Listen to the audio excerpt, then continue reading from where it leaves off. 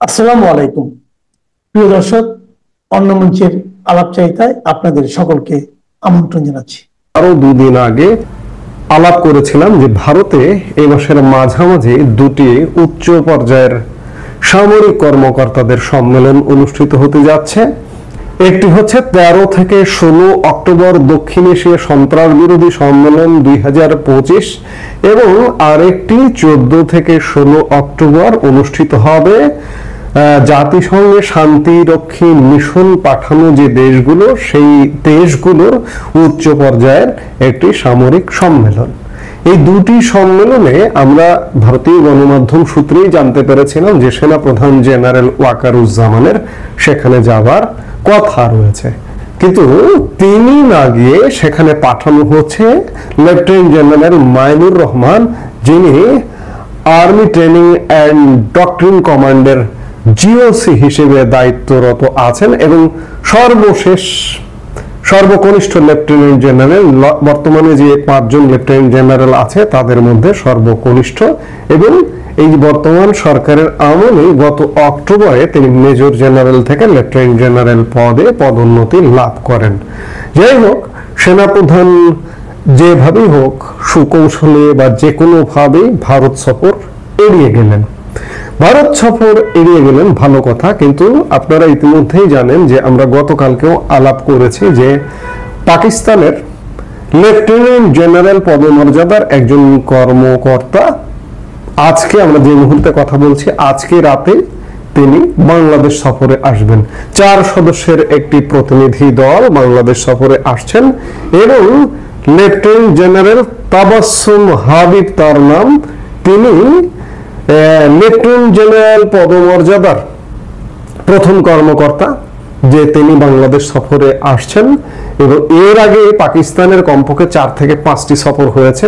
সর্বোচ্চ major general পদমর্যাদার কর্মকর্তারা বাংলাদেশে এসেছেন, কিন্তু লেফটেন্যান্ট জেনারেল তাবাসসুম হাবিব হচ্ছেন সর্বোচ্চ কর্মকর্তা বলতে পারেন। এবং এই সফরে তিনি সফর সূচি যেটি জানা যাচ্ছে, আমরা নর্থ ইস্ট নিউজ চন্দন নন্দীর গতকালকে একটা ফলো আপ স্টোরির প্রেক্ষিতে যেটি জানতে পারলাম সেটি হচ্ছে যে লেফটেন্যান্ট জেনারেল তাবাসসুম হাবিবের বেশ কিছু কর্মসূচি রয়েছে, কর্মসূচিগুলো প্রকাশিত হয়েছে। লেফটেন্যান্ট জেনারেল তাবাসসুম হাবিব নৌবাহিনী, বিমান বাহিনীর কর্মকর্তাদের সাথে সাক্ষাৎ করবেন এবং সশস্ত্র বাহিনী বিভাগ তো এই সফরটা আয়োজকে পুরো সমন্বয় করছে। সশস্ত্র বাহিনী বিভাগে তিনি যাবেন, সেনাপ্রধান জেনারেল ওয়াকারুজ্জামানের সাথে সাক্ষাৎ করবেন, ন্যাশনাল ডিফেন্স কলেজে যাবেন এবং তার চূড়ান্ত গন্তব্য কক্সবাজার পর্যন্ত, তিনি কক্সবাজারে যাবেন। ইতিমধ্যে এর আগেও পাকিস্তান আর্মির কর্মকর্তারা বাংলাদেশে গোপন সফরে এসে কক্সবাজার সফর করেছেন, লালমনিরহাট সফর করেছেন, বিভিন্ন সীমান্ত অঞ্চল সফর করেছেন। এবার একজন লেফটেন্যান্ট জেনারেল সফর করছেন এবং সীমান্ত অঞ্চল বলা যায়, কক্সবাজার আমাদের সীমান্ত অঞ্চল, মিয়ানমার সীমান্ত অঞ্চলে অবস্থিত, সেখানেও এই লেফটেন্যান্ট জেনারেল তাবাসসুম হাবিব সফর করবেন। এবং আমি যেটি বলছিলাম যে সেনাপ্রধান জেনারেল ওয়াকারুজ্জামানের সাথেও সাক্ষাৎ করবেন। আবার বারবার প্রশ্ন যে পাকিস্তান সামরিক বাহিনীর সাথে দহরম মহরম কেন? আমি গতকালকেও একটি ভিডিওতে প্রশ্ন করেছি, আজকেও প্রশ্ন করতে চাই। এবং যে মুহূর্তে ভারত পাকিস্তান উত্তেজনা বিরাজ করছে, যে কোনো সময় ভারত থেকে একটা অপারেশন সিঁদুর পাকিস্তান অভিমুখে রওনা দিতে পারে, সেই মুহূর্তে পাকিস্তান আর্মির কর্মকর্তারা বাংলাদেশ সফর করছেন। আবার সেনাপ্রধান ভারত সফরে যাচ্ছেন না, পাকিস্তান আর্মিকে তিনি সাক্ষাৎ দিচ্ছেন, তাদের সঙ্গে কুশল বিনিময় করছেন, কথা বলছেন। কেন? আমাদের সেনাবাহিনী কি? আমাদের সেনাবাহিনী কোন পথে চলছে? আমাদের সেনাবাহিনী কি উল্টো পথে চলছে? এই প্রশ্নগুলো বড় করে দেখা যায় যে এই মুহূর্তে যদি সেনাপ্রধান জেনারেল ওয়াকারুজ্জামান ভারত সফর করতেন তাহলে কি হতো? তাহলে বাংলাদেশটা যে উল্টো পথে চলছে, এই উল্টো পথটা কি সোজা হয়ে যেত ভারত সফর করলে? ভারত সফর করাটাই আমাদের সোজা পথ, কারণ আমার জন্ম থেকে শুরু করে আমার জন্মের সাথে ভারত জড়িত। কাজে ভারতীয় সেনাবাহিনী আয়োজিত একটি প্রোগ্রামে আমি অংশ নেব, এটা খুব স্বাভাবিক। কিন্তু আমি যে পাকিস্তানের সাথে আমি যুদ্ধ করেছি, যুদ্ধ করে আমাকে স্বাধীন বাংলাদেশের এই মানচিত্রটা পেতে হয়েছে, সেই স্বাধীন বাংলাদেশের মানচিত্র পাওয়া আজকের বাংলাদেশ 2024-এর 5 আগস্টের পর থেকে আমরা বারবার পাকিস্তানে যাচ্ছি। পাকিস্তানে কমপক্ষে আমাদের সেনাবাহিনীর 2টো উচ্চ পর্যায়ের সফর হয়েছে, নৌবাহিনীর একটা সফর হয়েছে, কিন্তু আমরা ভারতে যাচ্ছি না, ভারতকে এড়িয়ে যাচ্ছি। হ্যাঁ, একজন প্রতিনিধি যাচ্ছেন, কিন্তু সেনাপ্রধান যাচ্ছেন না। মানে ভারত নিয়ে আমাদের এই মুহূর্তের বাংলাদেশের যেন আগ্রহটা একটু কম। আমরা উল্টো পথে হাঁটতেই যেন স্বাচ্ছন্দ্য বোধ করছি। আমি বারবার গতকালকেও বলেছি, আজকেও বলছি যে এর পরিণাম ভালো হবে না। আপনি যেই হন না কেন, বাংলাদেশের বিরুদ্ধে যৌক্তিক বাংলাদেশ যে পথে চলা উচিত সেই পথে না চলে আপনি যদি উল্টো পথে চলেন, আপনাকে সময় সেটির জবাব ঠিকই দিয়ে দেবে।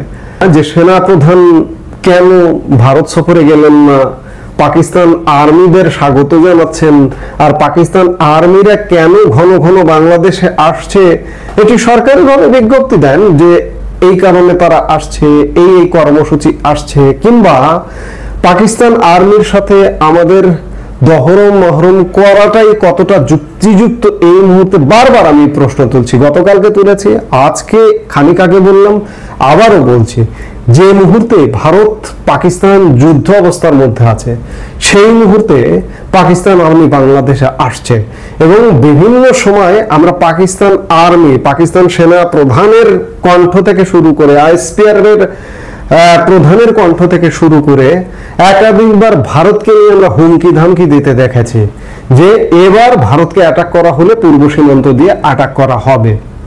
তেমনটা কি? তেমন কিছু কি?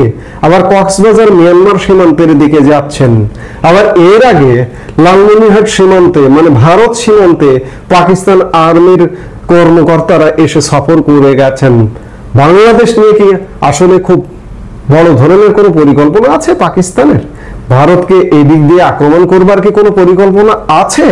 যদি থেকে থাকে তাহলে বাংলাদেশকে এক চরম দুর্যোগ দুর্বিপাকে যে ফেলবেন তাতে কোনো সন্দেহ নেই। আমাদের আল্লাহর কাছে প্রার্থনা করা ছাড়া আসলে উপায় নেই। আল্লাহ আপনাদের শুভ বুদ্ধির উদয় হবার সৌভাগ্য দিন, কারণ বাংলাদেশ 18 কোটি মানুষের দেশ, ইউরোপের একটা দেশ, এক একটা দেশে যে জনসংখ্যা তার থেকে 3 গুণ জনসংখ্যা বাংলাদেশে। এই বিপুল জনসংখ্যা নিয়ে আমরা মহা বিপদে পড়তে চাই না। এই জন্য আল্লাহর কাছে প্রার্থনা করছি যে আমাদের সেনাবাহিনী, আমাদের সরকার, আমাদের জনগণ সবাইকে শুভবুদ্ধির উদয় হতে সুযোগ দিন, যেন আমরা এমন কোনো মহা বিপদে না পড়ি। সব কথার শেষ কথা বলতে চাই যে সেনাপ্রধান যদি ভারত সফরে যেতেন এই মুহূর্তে সেটি ভালো হতো, কিন্তু এই মুহূর্তে সেটি হবার নয় এটি বুঝতেই পারছি, যে কারণ বাংলাদেশ উল্টো পথে চলছে। বাংলাদেশ পাকিস্তানের ট্রেনে চলেছে, ভারতের ট্রেনকে ত্যাগ করেছে। যে ভারত 1971 সালে আমাদের স্বাধীনতা মুক্তিযুদ্ধের প্রধান সহযোগী, যে সহযোগিতা না হলে আজকে হয়তো পাকিস্তানের বালুচিস্তানের মতো আমরা জ্বলে পুড়ে সারখার হয়ে যেতাম, তবুও হয়তো স্বাধীনতা পেতাম না। সেই জায়গায় ভারতের প্রতি আমাদের কৃতজ্ঞতার শেষ নেই, কিন্তু এখনকার বাস্তবতায় দেখছি কৃতজ্ঞতা বোধটা যেন নেই। এই যে বললাম যে ভারতীয় ট্রেন ছেড়ে পাকিস্তানি ট্রেনে উঠে পড়েছে বাংলাদেশ, এবং এই ট্রেনটা শেষ বিচারে কি করবে? বাংলাদেশের ক্ষতি করবে। এখন এই ক্ষতি থেকে নিশ্চয়ই বাংলাদেশের মুক্তিকামী মানুষ মুক্তির পথ খুঁজবে। রাজনৈতিক দলের নেতাদের এবং যারা উপদেষ্টা হয়েছে তাদের অনেককে বিশ্বাস করাটা আমাদের অবশ্যই ভুল হয়েছিল। আমরা নাগরিক সমাজ বা রাজনৈতিক দলকে আমরা যে বিশ্বাসটা করেছিলাম বা তাদেরকে আস্থা রাখতেছিলাম, সেই জায়গায় আসলে আমরা প্রতারিত হয়েছে। অনেক উপদেষ্টা তাদের নিজেদের আখের গুছিয়েছে অথবা গণ অভ্যুত্থানের সাথে বিট্রে করেছে। আমরা যখন সময় আসবে এদের নাম আমরা উন্মুক্ত করব। উপদেষ্টারা অনেকেই বিভিন্ন রাজনৈতিক দলের সাথে লিয়াজু করে ফেলেছে, তারা নিজেদের সেফ এক্সিটের কথা ভাবতেছে। তো এইটা আমাদেরকে অনেক পোহাতে হচ্ছে এবং পোহাতে হবে। আপনারা আমার কথার শুরুতে, আলাপের শুরুতে এনসিপির আহ্বায়ক নাহিদ ইসলামের বিস্ফোরক মন্তব্য শুনলেন যে উপদেষ্টা পরিষদ, বর্তমান একটি অন্তর্বর্তীকালীন সরকার, এই সরকার গঠিত হয়েছে এবং এই সরকারে একটা উপদেষ্টা পরিষদ আছে, মন্ত্রীর পদমর্যাদায় তারা দায়িত্ব পালন করছেন এবং তাদের নিয়ে জুলাই আগস্টের গণ অভ্যুত্থান বা যে ভাষায় যেভাবেই ব্যাখ্যা করুন না কেন, ষড়যন্ত্র যেটি বলুন না কেন, যাদের উপর ভর করে এই আন্দোলন, এই অভ্যুত্থান, এই ষড়যন্ত্র হয়েছিল, তাদের মধ্যে প্রধান একজন সিপাহসালার নাহিদ ইসলাম। এই যে জুলাই আন্দোলন, অভ্যুত্থান বা ষড়যন্ত্র যেটি বলুন না কেন, এটি কোন একক নেতৃত্বে হয়নি। পৃথিবীর সব আন্দোলন সংগ্রাম হয়তো একজন প্রধান নেতাকে দেখে, প্রধান নেতার নেতৃত্বে অনুষ্ঠিত হয়, কিন্তু মজার বিষয় যে এখানে একক কোন নেতৃত্ব যে ওনার নেতৃত্বে এটা হয়েছে এটি বলতে পারবেন না। সেই জায়গায় অনেক সিপাহসালারের মধ্যে নাহিদ ইসলাম একজন, তিনি এক সংবাদ মাধ্যমের নিকট বিস্ফোরক মন্তব্য করেছেন। তার খানিকটা আপনারা শুনলেন। নাহিদ ইসলাম বলেছেন, অনেক উপদেষ্টা আখের গুছিয়েছেন, সেফ এক্সিট বিষয়ে এখন ভাবছেন। কি বিস্ফোরক মন্তব্য! একবার চিন্তা করুন, অন্তর্বর্তী সরকারের উপদেষ্টাদের নিয়ে বিস্ফোরক মন্তব্য করেছেন সাবেক উপদেষ্টা ও জাতীয় নাগরিক পার্টির আহ্বায়ক নাহিদ ইসলাম। তিনি বলেন, উপদেষ্টাদের অনেকেই বিভিন্ন রাজনৈতিক দলের সঙ্গে লিয়াজ করে ফেলেছেন। তারা নিজেদের সেফ এক্সিটের কথা ভাবছেন। তারা মনে করছেন রাজনৈতিক দলগুলোর সমর্থনই তাদের ক্ষমতা টিকিয়ে রেখেছে। সম্প্রতি, আমি শুরুতেই যেটি বললাম, সম্প্রতি একটি বেসরকারি টেলিভিশনকে দেওয়া এক সাক্ষাৎকারে এ কথা বলেন নাহিদ ইসলাম। নাহিদ ইসলাম বলেন, যারা উপদেষ্টা হয়েছেন তাদের অনেককেই বিশ্বাস করা আমাদের ভুল হয়েছে। আমাদের উচিত ছিল ছাত্র নেতৃত্বকেই শক্তিশালী করা, সরকারে গেলে সম্মিলিতভাবে যাওয়া। আমরা নাগরিক সমাজ ও রাজনৈতিক দলকে যে বিশ্বাস করেছিলাম বা তাদের উপর আস্থা রেখেছিলাম, সেই জায়গায় আমরা আসলে প্রতারিত হয়েছি। নাহিদ ইসলাম নিজেও একজন উপদেষ্টা ছিলেন বর্তমান অন্তর্বর্তীকালীন সরকারের। তিনি পদত্যাগ করে দল গঠনের জন্য দলে যোগদান করেন এবং নব্য গঠিত এনসিপির আহ্বায়ক হিসেবে দায়িত্ব পালন করছেন। সাবেক এই উপদেষ্টা বলেন, অনেক উপদেষ্টা নিজেদের আখের গুছিয়েছেন অথবা গণ অভ্যুত্থানের সঙ্গে বিশ্বাসঘাতকতা করেছেন। যখন সময় আসবে আমরা এদের নামও উন্মুক্ত করব। তিনি আরো বলেন, অনেকেই বিভিন্ন রাজনৈতিক দলের সঙ্গে আঘাত করে ফেলেছে। তারা নিজেদের সেফ এক্সিটের কথা ভাবছেন। তারা মনে করছেন তাদের ক্ষমতায় টিকিয়ে রেখেছে রাজনৈতিক দলগুলোর সাপোর্ট। এই সাপোর্ট ছাড়া তারা সরকার পরিচালনা করতে পারবে না। এটাও সত্য, রাজনৈতিক দলগুলো নানান বাধা দিয়েছে। ছাত্র নেতাদের উপদেষ্টা আসনে বসার সিদ্ধান্ত ভুল ছিল কিনা এমন প্রশ্নে নাহিদের জবাব, সরকারে ছাত্রদের উপস্থিতি না থাকলে এই সরকার 3 মাসও টিকতে পারত না। তিনি বলেন, প্রথম 6 মাস সরকারকে উৎখাত করার, প্রতি বিপ্লব করার নানা ধরনের চেষ্টা চলমান ছিল। এমনকি এখনো মাঝে মাঝে সেই তৎপরতা দেখা যায়। সেই ষড়যন্ত্র কিন্তু চলমান। অর্থাৎ নাহিদ ইসলাম এটি স্পষ্ট করে বললেন যে সরকার যে কোনো মুহূর্তে উৎখাত হতে পারে, উৎখাত করবার ষড়যন্ত্র আছে। এবং উপদেষ্টার নাম নিয়ে যারা সরকারে ঢুকেছেন, এখন দায়িত্বপ্রাপ্ত আছেন, তারা আখের গোছাচ্ছেন, আখের গুছিয়েছেন, এমন বিস্ফোরক মন্তব্য করলেন নাহিদ ইসলাম। এবং তারা সেফ এক্সিট খুঁজছেন, রাজনৈতিক দলের সাথে আঘাত করে ফেলেছেন। কার সঙ্গে? বিএনপির সঙ্গে আঘাত করে ফেলেছেন, জামাতের সাথে আঘাত করে ফেলেছেন, যাতে ভবিষ্যতে এই পদ থেকে ক্ষমতাচ্যুত হলেও তাদের কোনো সমস্যা না হয়, নীরবে নির্বিঘ্নে তারা যাতে বিদেশে চলে যেতে পারেন। একবার চিন্তা করুন, নাহিদ ইসলাম সরকারে যদিও এখন উপদেষ্টা পদে নেই, কিন্তু এখনো তিনি সরকারের ভেতরে আছেন। সবচেয়ে প্রায়োরিটি পায় কোন রাজনৈতিক দলটি? এই এনসিপি, এই কিংস পার্টিটি। সেই কিংস পার্টির প্রধানই বলছেন যে উপদেষ্টারা আমাদের সাথে বিশ্বাসঘাতকতা করেছে। জুলাই অভ্যুত্থান নিয়ে তারা খেলা খেলেছে, লীলা খেলা খেলেছে। কারা এরা? উপদেষ্টা পরিষদে আপনি খেয়াল করে দেখবেন যে অত্যন্ত ধুরন্ধর কিছু উপদেষ্টা আছে যারা বহু বিতর্কে বিতর্কিত।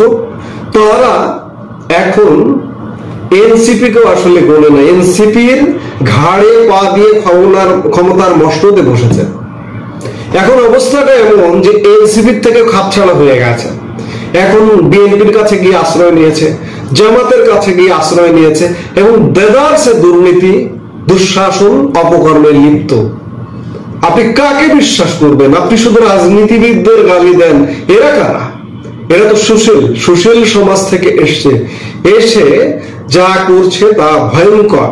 এই ভয়ঙ্করের কথা আমরা শুনলাম সরকারের একজন অংশীজনের কণ্ঠে, এবং তিনি এটিও বলেছেন যে তাদের নাম তারা যথা সময়ে প্রকাশও করবেন। তাহলে বুঝুন অবস্থাটা যে বাংলাদেশে কি হচ্ছে।